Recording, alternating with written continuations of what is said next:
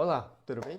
Neste vídeo seminário, a gente vai apresentar a temática da nefropatia diabética. É um trabalho da disciplina Biofísica e Fisiologia Renal. Primeiramente, a gente vai introduzir os organizadores. Olá, meu nome é Gabriela Maria, eu sou do segundo período de medicina. Oi, eu sou a Júlia Prado e também estou no segundo período de medicina. Gente, meu nome é Juliana, eu sou aluna de medicina do segundo período da UFMG. Meu nome é Larissa e eu sou aluna do segundo período de medicina da UFMG. Olá, eu sou a Luísa, eu sou da medicina da UFMG, eu sou da turma 160, da subturma D. Olá, meu nome é Lucas Rafael, eu tenho 21 anos e eu estou no segundo período do curso de medicina na UFMG. Meu nome é Rafael e eu sou aluno do segundo período de medicina. Oi, tudo bem? Meu nome é Thiago, eu tenho 20 anos e eu sou de Belo Horizonte e sou no segundo período de medicina na UFMG. Por fim, eu sou o Hilton, acadêmico do segundo período do curso de Medicina pela UFMG. E agora sim a gente vai dar início ao nosso trabalho. Primeiramente, eu vou apresentar aqui o sumário, os tópicos que a gente vai apresentar nesse seminário, como caso clínico, introdução, etiologia, epidemiologia, hiperglicemia, fisiopatologia, diagnóstico, sintomas e tratamentos e, por fim, referências bibliográficas. Para a gente conseguir exemplificar um pouco mais sobre a nefropatia diabética, nós vamos apresentar para vocês um caso clínico. No nosso caso clínico, nós temos uma mulher branca de 27 anos com um histórico familiar de diabetes mellitus. Ela compareceu inicialmente a uma consulta por queixa de infecção urinária. Nessa consulta, foi encontrado um ritmo de filtração glomerular de 200,2 ml por minuto. Na segunda consulta, já houve uma queda desse ritmo de filtração para 60,6 ml. Nessa oportunidade, foi realizada uma biópsia que diagnosticou glomerulosclerose diabética. E nessa biópsia foi encontrado um glomêrulo que estava hielinizado e outros glomérulos que estavam com expansão mesangial. Todas essas características da nefropatia vão ser abordadas mais à frente no nosso trabalho. E na evolução clínica desse caso, houve uma manutenção da proteinúria abaixo de 1 grama a cada 24 horas.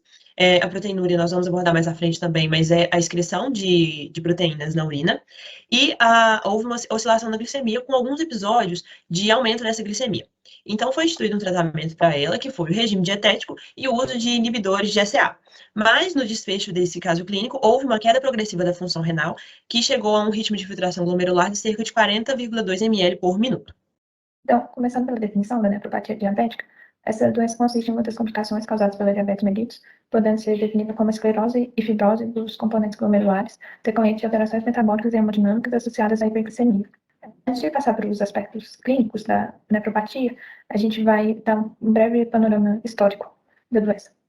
Até o fim do século XVIII, a diabetes mellitus era considerada uma doença específica do rim, o que mostra como os efeitos renais da diabetes são historicamente conhecidos. No início do século XIX, é possível identificar a glicose no sangue de alguns pacientes diabéticos, o que leva à sugestão de que a diabetes mellitus não fosse uma doença específica do rim, mas sim um distúrbio metabólico. Mais tarde, em paralelo a isso, também encontraram albumina na urina de alguns pacientes com diabetes. E a albumina, naquela época, já era vista como o principal sinal da doença renal crônica, o que leva a ser sugerido, em 1859, que a nefropatia era uma das complicações da diabetes.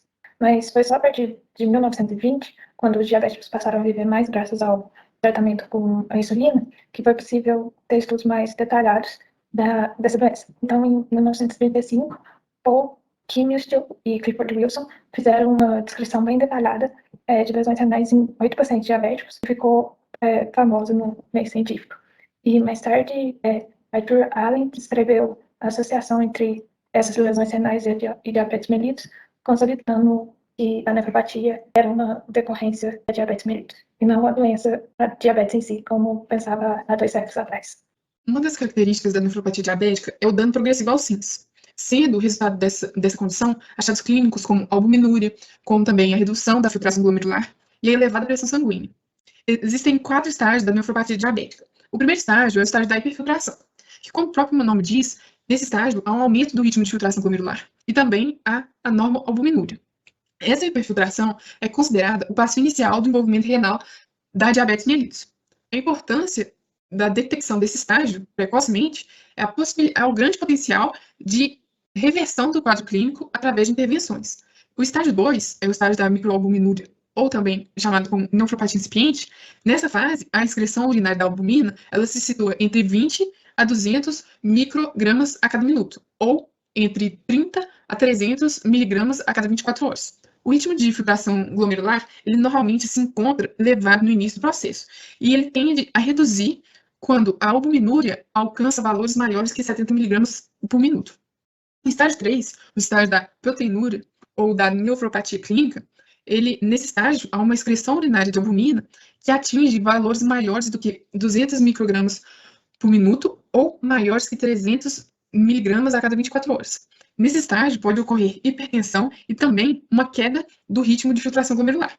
No estágio 4, que é o estágio da nefropatia terminal, os pacientes eles se encontram com insuficiência renal e, sendo assim, necessárias intervenções mais drásticas, como a hemodiálise e o transplante renal. Além disso, a nefropatia diabética ela possui um caráter poligênico. E alguns genes associados ao GLUT2, ao TGF-beta e à enzima óxido nítrico, sintase endotelial, foram apontados por alguns estudos como os genes associados ao desenvolvimento da nefropatia diabética.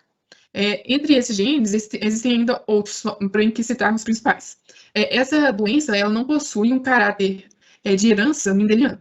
O GLUT2 é uma proteína envolvida no transporte transmembrana de glicose, e o GLUT2 está presente no fígado, nas ilhotas pancreáticas e também no intestino. O TGF-beta é uma citocina associada com a hipertrofia renal e também com a acumulação de matriz extracelular. A enzima óxido nítrico sintase endotelial é uma enzima envolvida na vasodilatação e ela também é associada à hiperfiltração, do estágio 1 da nefropatia renal. A ocorrência da nefropatia diabética ela também pode resultar em uma maior chance de desenvolver a doença renal crônica, desenvolver a doença renal terminal e também uma maior incidência de eventos cardiovasculares e também aumenta a chance de morte.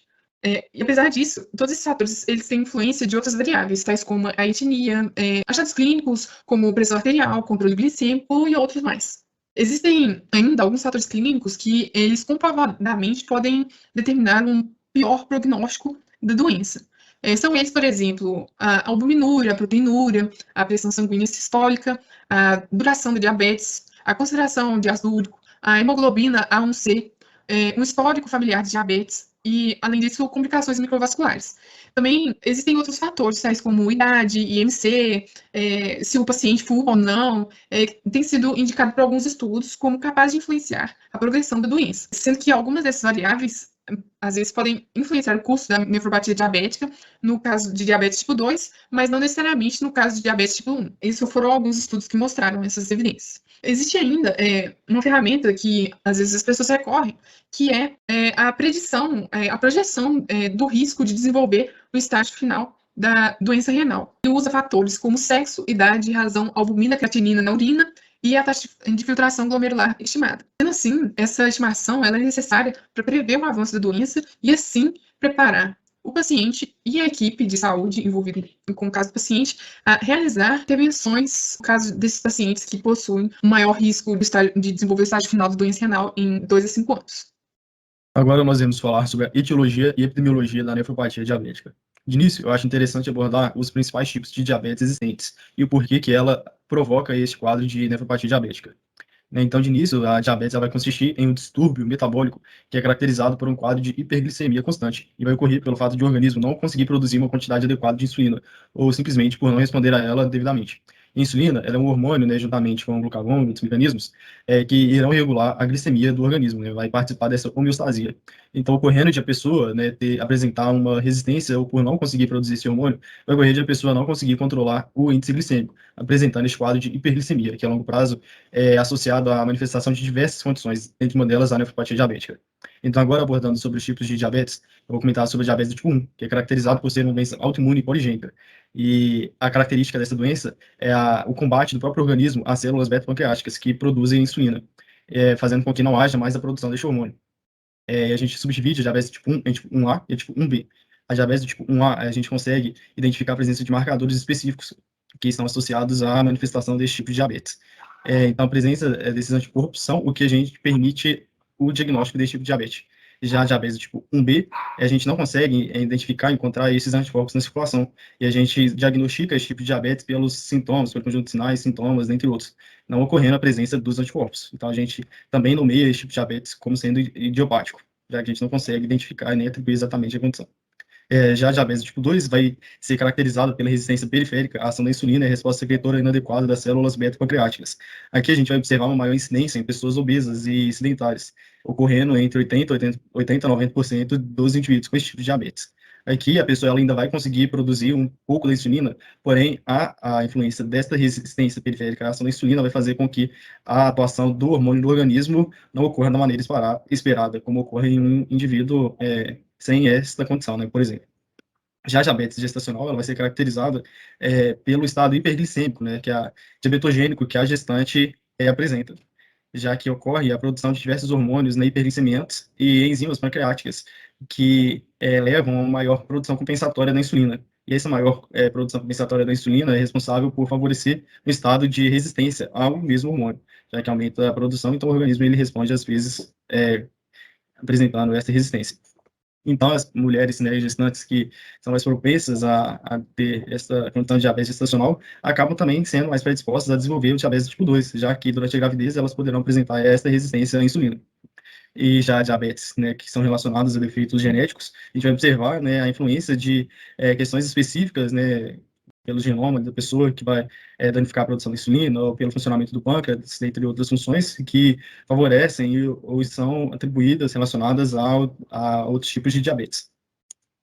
Então, aqui a gente vai observar, né, que essa disfunção, né, hormonal da insulina, que também acarreta até uma maior concentração do glucagon, que é regulado pela insulina, a gente vai observar que essa hiperglicemia persistente vai ser responsável por ocasionar diversas complicações crônicas a longo prazo no paciente com diabetes, sendo este um processo lento, silencioso, de alterações morfológicas e funcionais em diversas estruturas biológicas. Estes mecanismos aqui, que eu citei, vão ser melhor explicados, né, nos outros tópicos. Mas fazendo um breve resumo, a gente vai observar que esta maior concentração da glicose acaba sendo tóxica ao organismo, e ela vai prejudicar, danificar diversas estruturas, e dentre uma delas, né, e sendo o caso, o alvo da nossa discussão aqui do trabalho, o sistema renal. A gente encontrou esse acúmulo, né, de glicose, metabólitos tóxicos, né, decorrentes da hiperglicemia persistente, irão danificar e gerar, né, futuramente, cronicamente, este quadro de nefropatia diabética.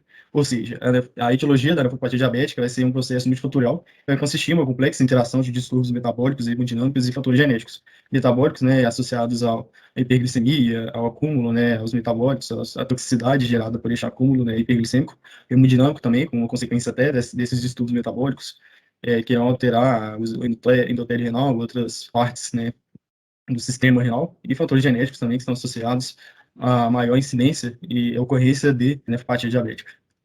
Sobre a questão da epidemiologia, a Federação Internacional de Diabetes apontou que 8,8% da população mundial, com 20 a 79 anos de idade, vivia com diabetes em 2017. Já no Brasil, no ano de 2013, a Pesquisa Nacional de Saúde mostrou que 6,2% da população brasileira com 18 anos de idade ou mais referiu diagnóstico médico de diabetes, sendo 7% nas mulheres e 5,4% nos homens. Porém, esse quadro relacionado ao gênero não pode ser levado como absoluto, pois sabe-se muito bem que as mulheres apresentam maior notificação de doenças devido ao fato delas, no geral, irem mais aos serviços de saúde e cuidarem melhor da saúde. Outro fato, mostrado nesse mesmo estudo, foi que a maior taxa de diabetes foi encontrada em indivíduos sem instrução ou com ensino fundamental incompleto. E isso evidencia como os determinantes sociais da saúde influenciam na vida da pessoa, neste caso de maneira negativa, pois os indivíduos com menor grau de formação apresentaram maior probabilidade de desenvolverem essa doença, assim como, pelo próprio estudo, mostraram terem mais essa condição. E, por fim, a nefropatia diabética mostrou se desenvolver em 30 a 40% dos casos de diabetes do tipo 1 e 20% dos casos do diabetes do tipo 2. Agora falaremos sobre hiperglicemia e suas alterações. Primeiramente, eu quero que veja esse vídeo em que a gente pega todos os sistemas que estão relacionados com a funcionalidade dos rins. Primeiramente, a gente vê os vasos condutores, em que tem a arteríola aferente, os capilares glomerulares e a arteríola eferente. Perceba que elas são de importante função para que permita a permeabilidade pela filtração glomerular. Caso a gente tenha algum prejuízo nesses glomérulos renais, a gente vai perceber também alterações nas funções renais e isso pode acabar acarretando em disfunção do nosso rim, tá bom? Mas antes disso, a gente tem que analisar o que os níveis de glicose podem causar caso eles estejam em taxas muito elevadas. E a gente abordei aqui os caminhos metabólicos que são alterados. Por exemplo, o aumento de metabolismo de glicose, né, por conta da quantidade de glicose sanguínea, a gente percebe que há um aumento também de radicais superóxidos por conta desse metabolismo. Além disso, a gente percebe a redução da capacidade antioxidante da enzima glutationa redutase, ativação das proteínas sinase C, PKCs, e também glicalização de proteínas de formas irreversíveis, formando produtos finais de glicalização avançados, AGS. Em todos esses caminhos alterados, a gente percebe que ocorre um aumento do estresse oxidativo, já que há um desbalanço entre a produção e eliminação de espécies oxidativas reativas. A gente vai ver todas essas influências na fisiopatologia a seguir, tá bom? Antes de começarmos a nossa fisiopatologia, aí eu quero que vocês notem algumas alterações morfológicas que a gente vai ver principalmente nos glomérulos, nessa condição diabética. Primeiro, a gente pode ver o espessamento da membrana basal dos capilares, a gente pode ter glomerulosclerose intercapilar difusa, glomerulosclerose intercapilar nodular ou lesão de Kimmel-Wilson. Note, eu vou trazer alguns exemplos de lâminas, por exemplo, da glomerulosclerose intercapilar difusa. Note que no lado direito a gente tem o nosso glomérulo normal. Contudo, no nosso esquerdo, a gente nota que há um predomínio maior de uma coloração rosínea, um tecido conjuntivo maior, ou seja, há diminuição da luz entre os capilares, e isso também impede, também reduz a quantidade de permeabilização, né, desse filtrado, né, dessa filtragem. Outro exemplo é a glomerulosclerose intercapilar nodular de Kimmel-Wilson. Note que no lado direito eu mantive a lâmina, entretanto no lado esquerdo a gente mostra um exemplo de lesão, em que ocorre uma concentração maior, né, de tecido conjuntivo, podendo ser resultado, né, de uma esclerose, como a gente tem no próprio nome, né?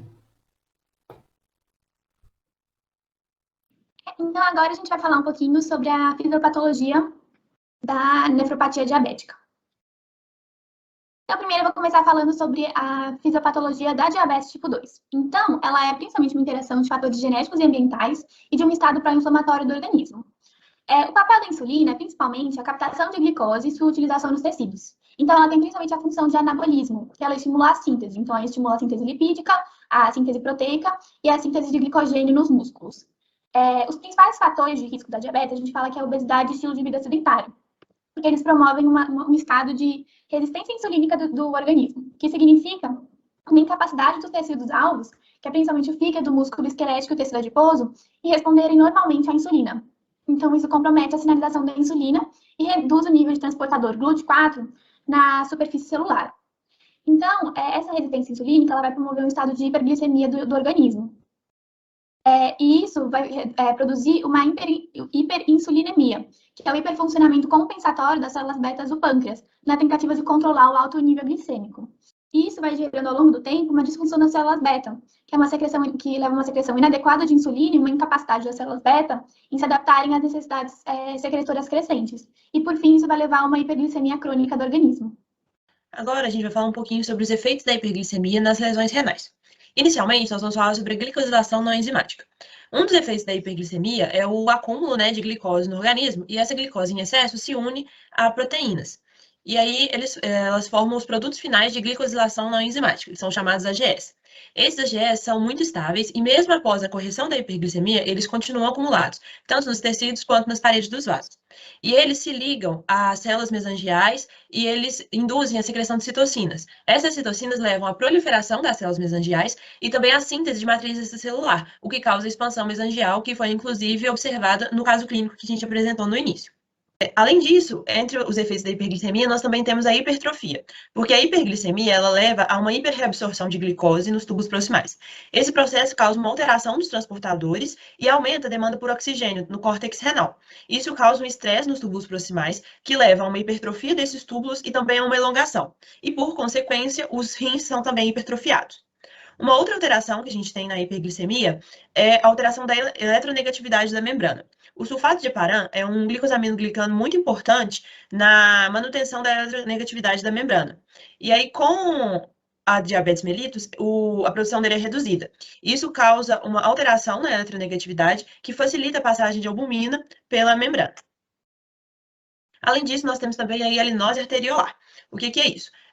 Com as células endoteliais lesadas, por todos os fatores que nós já mencionamos antes, a permeabilidade delas é alterada. Dessa forma, as proteínas conseguem ser filtradas através do endotélio. Isso leva a um espessamento da parede do endotélio e também uma diminuição da luz arteriolar. Isso causa uma isquemia no glomérulo e que leva à sua destruição. Isso também foi uma característica evidenciada no nosso caso clínico. Agora a gente vai falar um pouco sobre o papel do sistema renina-angiotensina na nefropatia diabética. Então, primeiro, fisiologicamente, a função desse sistema renina-angiotensina leva a uma vasoconstrição sistêmica e a um aumento da pressão arterial.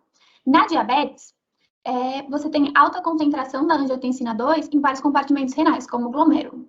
Esse sistema renina-angiotensina, ele intrarrenal, ele é regulado independentemente do sistema renina-angiotensina plasmático. Então, esse aumento da concentração de angiotensina 2 no glomérulo, principalmente, vai levar a um aumento da atividade apenas do sistema renina-angiotensina intrarrenal. Então, a estimulação da produção de angiotensina 2, você vai estimular a síntese da matriz renal e você vai ter uma inibição da degradação dessa matriz. E aí, como consequência geral, na diabetes, você vai ter um aumento da pressão arterial. Então, primeiro, agora a gente vai falar sobre algumas lesões renais causadas pelo esse acúmulo de angiotensina 2 no rim. Então, primeiro, a gente tem o estímulo do crescimento da matriz mesangial. Então, as células mesangiais, ela contém todos os elementos do sistema renina-angiotensina, como angiotensina 1, angiotensina 2, a ECA. E a glicose, ela aumenta a produção de angiotensina 2 pelas células mesangiais, que não é dependente da ECA. E esse acúmulo da glicose e angiotensina 2 levam tanto ao estímulo da síntese de proteínas na matriz mesangial, inibem a atividade de collagenase e promovem o acúmulo de colágeno, consequentemente, na matriz renal. E também, essa angiotensina 2, ela vai inibir a ativação do plasminogênio, que contribui ainda mais para a expansão da matriz mesangial. Além disso, a angiotensina 2 leva a um aumento da formação de algumas citocinas. Então, você tem um aumento da glicemia, e aí você estimula as células mesangiais a produzirem essas citocinas. Então, a primeira citocina que é estimulada é a TGF-beta, que é um importante mediador de acúmulo de fibrose da matriz. E esse acúmulo da TGF-beta afeta os mecanismos de degradação de matriz e o aumento da síntese da matriz das células renais e a diminuição de sua degradação. Além disso, outra citocina que também aumenta sua produção pela angiotensina 2 é a VEGF, que é o fator de crescimento do endotélio vascular. A expressão dessa citocina é restrita às células glomerulares e mesangiais. Por fim, a gente tem o aumento da produção de superóxidos pelas células mesangiais. Então, as células endoteliais, elas produzem substâncias vasodilatadoras, como o óxido nítrico, e algumas substâncias vasoconstritoras, como a endotolina 1. O sistema de óxido nítrico, ele funciona como um antagonista funcional da angiotensina 2. Então, ele tem efeitos renais antiproliferativos, como a diminuição da síntese proteica da matriz e inibe as ações vasoconstritoras da angiotensina 2 nas arteríolas glomerulares. Esse ânion superóxido, que a produção é aumentada pela angiotensina 2, ele favorece o crescimento celular e ele interage com o óxido nítrico para reduzir a sua bioatividade. Então, acaba sobressaindo e aumentando ainda mais as funções negativas do acúmulo da angiotensina 2 no organismo. Vamos falar agora dos sintomas. Então, nessas fases iniciais, a hiperfiltração e de microalbuminúria, a doença é assintomática, o que justifica o rastreio dos diabéticos quando essa doença, pois nessas fases a gente consegue reverter a doença. Já nas outras fases mais avançadas, ela já é irreversível, que é nessa fase de proteinúria clínica, onde são manifestados os primeiros sintomas, entre eles a espuma, uma urina espumosa, né, que é decorrente dessa proteinúria, que é a presença de proteínas de alto peso molecular na urina, que, como a albumina, que o néfron filtra incorretamente, né? Nós temos também a hipertensão, o que justifica o uso de antipertensivos nessas pessoas doentes, e também a retinopatia, que é o comprometimento dos vasos da retina decorrente dessa alta concentração de glicose, que é um efeito sistêmico, né? E também, nas fases mais avançadas, nós temos uma insuficiência renal, onde a taxa de filtração glomerular é muito prejudicada, o que se manifesta em edemas e inchaços que decorrem da retenção de líquido e de outros sintomas também, como náusea e vômitos, que são característicos da insuficiência renal. Quanto ao diagnóstico, o rastreamento anual da nefropatia diabética nos pacientes diabéticos é fundamental. Inicia-se protocolo nos pacientes que foram diagnosticados com diabetes tipo 2 instantaneamente. Já aqueles com diabetes tipo 1, espera 5 anos para iniciar esse protocolo. Esse rastreamento baseia-se em dois principais fatores, né? Que é a medida da albuminúria, que detecta uma das principais manifestações dessa doença, né? Que é a presença de albumina na urina. E caso esse exame dê positivo, é necessário fazer um outro depois de 3 meses a 6 para confirmar. E outro fator também, é a estimativa da taxa de filtração glomerular, que é feita através da medida desse clearance da creatinina sérica. E esse fator, para ele ser avaliado do médico endocrinologista, é feito vários reajustes, pois ele varia muito dependendo da idade, do gênero e da etnia. Então, vamos para essa quantidade de albumina com os estágios da doença. Quando eu pego menos que 30 mg em 24 horas de albumina na urina, nós dizemos que é um estágio normal. Quando está entre 30 e 300, nós temos um estágio mais elevado, que é o estágio de microalbuminúria. Esse estágio já tem essa quantidade maior de proteína no sangue, no entanto, ela pode ser reversível. Já em um estágio muito elevado, né, que é o estágio de macroalbuminúria, nós dizemos que já está em um estágio avançando para uma insuficiência renal. Então, é um quadro diagnóstico diferencial. Como outras doenças têm esse ritmo de filtração glomerular alterado e albuminúria, e também a gente não consegue fazer, geralmente, essa biópsia renal para ter certeza diagnóstica, nós temos que nos apoiar em outros fatores. Um desses fatores é a retinopatia, que quase sempre está presente em pacientes com nefropatia que tem diabetes tipo 1, e aqueles com diabetes tipo 2 que tem nefropatia, a retinopatia está presente em 60%. Dessa forma, quando você suspeita de um paciente que tem alguma nefropatia, mas ele não tem a retinopatia, você pode analisar a possibilidade de ser outro diagnóstico para esse paciente. Também nós temos a hematura e a possibilidade de ter outra doença sistêmica, como a possibilidade desses sintomas de nefropatia serem advindos de outra doença. Podemos apontar também as glomerulonefrites como outras doenças que você pode analisar. Falando um pouco agora, então, sobre o tratamento da nefropatia diabética, os objetivos principais são reduzir a proteinúria, desacelerar o declínio da taxa de filtração glomerular do paciente e prevenir a ocorrência de possíveis eventos cardiovasculares associados à nefropatia diabética. As abordagens, então, utilizadas envolvem diálise e transplante, em caso de desenvolvimento da doença para uma insuficiência renal, e algumas abordagens recomendadas pela Sociedade Brasileira de Diabetes, que envolvem tanto abordagem medicamentosa quanto dietética, visando um controle da pressão arterial, uma restrição proteica, controle glicêmico e controle de lipídios. O controle glicêmico é muito importante porque a hiperglicemia é uma das principais causas da nefropatia diabética, uma vez que traz danos ao epitélio renal e favorece a albuminúria. Então é importante que haja esse controle da glicemia por meio ou de uma abordagem dietética ou de uma abordagem medicamentosa. No caso do uso de medicamentos, alguns muito utilizados são inibidores de cotransporte tubular renal de sódio e glicose, SGLT2, que ele então inibe a reabsorção da glicose, uma vez que esse cotransportador, ele através do transporte do íon sódio, ele reabsorve a glicose. Então, inibindo esse cotransportador, há uma maior excreção de sódio e glicose e uma redução, então, da hiperglicemia.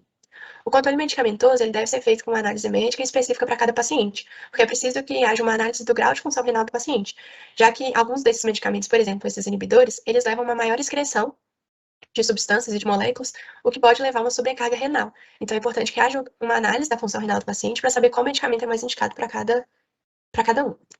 Aqui só para mostrar que esses inibidores eles atuam então no túbulo contorcido proximal, que é onde estão os cotransportadores SGLT2 e é onde acontece 90% da reabsorção de glicose. Outra abordagem terapêutica é o controle da pressão por meio do bloqueio do sistema renina-angiotensina-aldosterona. A redução dessa pressão arterial ela leva a uma diminuição da pressão intraglomerular e da filtração, que vai diminuir a taxa de proteína filtrada e excretada. Então, essa redução da pressão arterial sistólica diminui o risco de desenvolvimento da albuminúria anormal. Os medicamentos utilizados para isso são principalmente inibidores da enzima conversora de angiotensina, a ECA, e bloqueadores do receptor de angiotensina 2. Então, eles bloqueiam o sistema renina-angiotensina-aldosterona em diferentes pontos, o que leva a uma inibição do aumento da pressão arterial. A intervenção dietética é muito utilizada no tratamento da nefropatia diabética e ela envolve redução do consumo de sal para potencializar os efeitos dos fármacos de controle da pressão arterial, envolve a restrição proteica e o controle lipídico junto com o uso de estatinas para controlar a dislipidemia, que é muito presente em pacientes com nefropatia diabética. Esse controle lipídico é importante porque uma excreção muito acentuada de lipídio pode levar a um efeito nefrotóxico que intensifica a proteinúria. Então é importante que haja esse controle lipídico por meio de uma mudança do perfil lipídico dietético, com uma diminuição do consumo de ácidos graxos saturados, que estão associados a uma atividade inflamatória que leva a danos epiteliais, e um consumo moderado de ácido graxo poliinsaturado que está associado ao controle da albuminúria.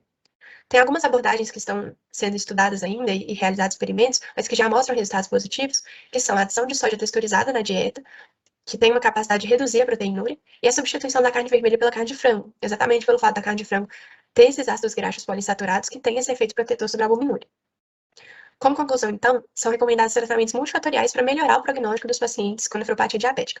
É importante que haja abordagem para controlar a pressão arterial e o controle glicêmico, por meio de mudanças no estilo de vida do paciente, com as abordagens dietéticas já mencionadas, exercícios físicos leves a moderados, cerca de 3 a 5 vezes por semana, e suspensão de práticas maléficas, como o tabagismo. No caso da paciente, do caso clínico apresentado, houve a adoção do regime dietético e de inibidores da enzima conversora angiotensina. Então, aqui só sintetizando tudo, os fármacos atuantes no sistema renina-angiotensina-aldosterona, aqui os inibidores da enzima conversora angiotensina, como foi utilizado no caso clínico, os bloqueadores receptor de angiotensina 2, a restrição proteica, que deve ser uma restrição moderada, em caso de progressão da doença, controle pressórico, glicêmico e de lipídios. O grau de recomendação, então, é A, para tratamentos que envolvem o controle da pressão arterial e o controle do sistema renina-angiotensina-aldosterona, e grau de recomendação B, para tratamentos que envolvem controle glicêmico, restrição proteica, dieta à base de carne de galinha, que ainda tem experimentos e está sendo estudado, e uso de estatinas no controle da dislipidemia. A prevenção, então, envolve o acompanhamento do paciente diabético com controle glicêmico, por intervenção dietética e prática moderada de exercício físico, e um controle da pressão arterial, por meio do uso de medicamento, do controle da ingestão de sódio e controle de práticas como o tabagismo. Então, são importantes essas medidas para prevenir o desenvolvimento da nefropatia diabética.